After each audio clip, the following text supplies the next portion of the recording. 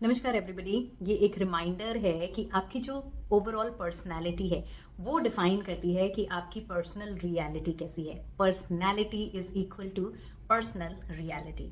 So now your personality का मतलब क्या है? पर्सनालिटी का मतलब बहुत लोग ये समझते हैं हम कैसे कपड़े पहन रहे हैं, हम कैसा मेकअप किया है, हमारा लुक्स कैसा है, हम दिखने में सुंदर हैं या अच्छे हैं, नहीं हैं, टॉल हैं, शॉर्ट हैं, फैट हैं, पतले हैं। This is not our personality. Personality means कि आप क्या सोचते हैं, वॉट डू यू थिंक, आप क्या फील करते हैं एंड आप कैसे बिहेव करते हैं। सो आप क्या सोच रहे हैं, क्या फील कर रहे हैं, क्या बिहेव कर रहे हैं, ये डिफाइन करती है आपकी पर्सनैलिटी। और आपकी ओवरऑल पर्सनैलिटी डिफाइन करती है आपकी पर्सनल रियलिटी। विच मीन्स कि अगर आप चाहते हैं कि आपकी रियलिटी ब्यूटिफुल रियलिटी रहे, आप चाहते हैं कि आप हमेशा गुडनेस मैनिफेस्ट करते रहें, आप हमेशा पॉजिटिविटी मैनिफेस्ट करते रहें अपने हर एरिया ऑफ लाइफ में। सो आपको अपनी सोच को पॉजिटिव रखना है, आपको अपनी फीलिंग्स को पॉजिटिव रखना है एंड आपको अपने बिहेवियर को पॉजिटिव रखना है। नाउ फॉर एग्जांपल, किसी इसको एग्जाम्पल के तौर पे हम देखते हैं कि अगर फॉर एग्जांपल कोई आपके सामने आता है, पहली बार आया है, बहुत ही वेल ड्रेस्ड है, बहुत महंगे कपड़े पहने हुए हैं, महंगे जूते पहने हुए हैं, अच्छे से सजा धजा है, लेकिन उसके अंदर उसको वो स्टेज पे आ रहा है कुछ स्पीच देने के लिए। आप सब लोग एम्प्लॉयज़ हैं, अपने यहाँ घर पे बैठे या अपने ऑफिस में बैठे हुए हैं उसकी स्पीच सुनने के लिए। अब वो जैसे ही स्टेज पे आया, उसको अंदर से डर महसूस हो रहा है, उसको कहीं ना कहीं एक इमोशन है कि मुझे डर लगता है, स्टेज फियर है। भले वो बता नहीं रहा है, भले वो अपनी सारी स्पीच देना स्टार्ट कर रहा है अंदर ही अंदर, लेकिन डर रहा है।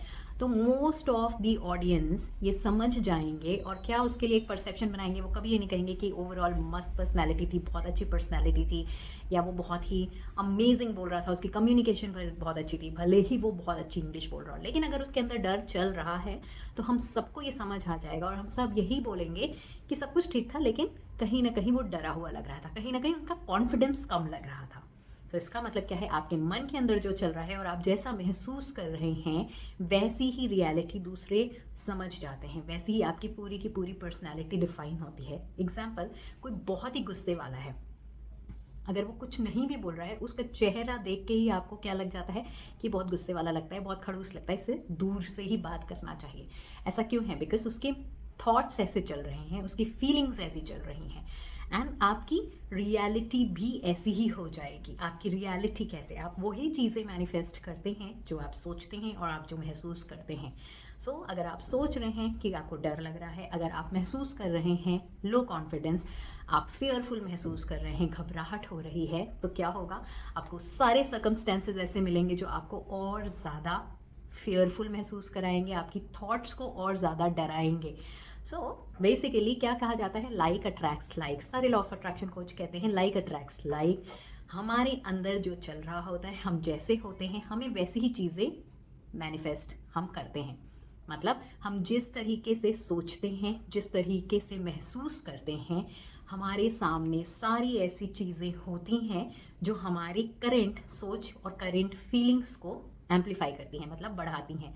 सो फॉर एग्जांपल, अगर मैं ये सोच रखा हुआ है मैंने, या ये मैं महसूस करती हूँ, मेरी फीलिंग्स ये हैं कि रिलेशनशिप में मुझे हमेशा धोखा मिलता है, एक बार धोखा मिला, दो बार भी धोखा मिला, और मैं बार बार यही कहती हूँ रिलेशनशिप में तो धोखा ही मिलता है, लोग अच्छे नहीं होते हैं, या मेन जनरली ऐसे ही होते हैं, डिसलॉयल होते हैं, या विमेन जनरली डिसलॉयल होती हैं। सो मेरी ये फीलिंग है डोमिनेंट। सो मुझे बार बार ऐसे सर्कमस्टेंसेस मिलेंगे, बार बार ऐसे लोग मिलेंगे हर फील्ड में, मेरे बिजनेस में, मेरे जॉब में, मेरे फ्रेंड्स, मेरे लव्ड वंस, मेरे रोमांटिक रिलेशंस में, जो मेरी इस फीलिंग्स को और बढ़ाएंगे।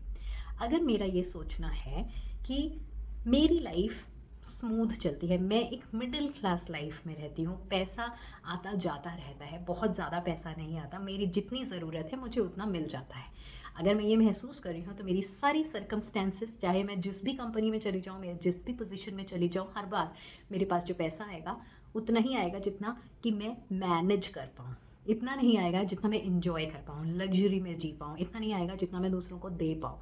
तो हमें क्या करना है? हमारी सोच को बदलना है, हमारी फीलिंग्स को बदलनी है। वो कैसे बदल सकते हैं? क्योंकि तीसरी चीज़ मैंने बोली थी, हमारी बिहेवियर।